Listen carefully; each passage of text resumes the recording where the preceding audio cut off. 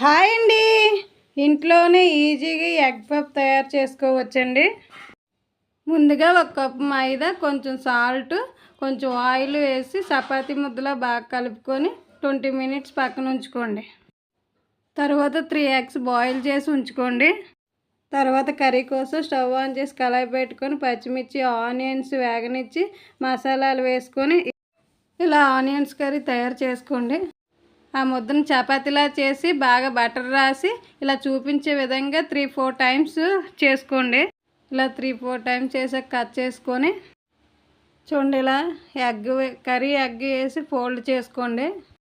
తర్వాత కేక్ గిన్నెకి బటర్ రాసి కుక్కర్ పెట్టుకొని ఇలా చూపించే విధంగా పెట్టుకొని 10 మినిట్స్ హైలో, మీడియంలో 20 మినిట్స్ పెట్టుకోండి. ఈ ఎగ్ పఫ్ ఓవెన్లో కూడా పెట్టుకోవచ్చండి. అంతేనండి, మన వేడివేడి ఎగ్ పఫ్ రెడీ అండి.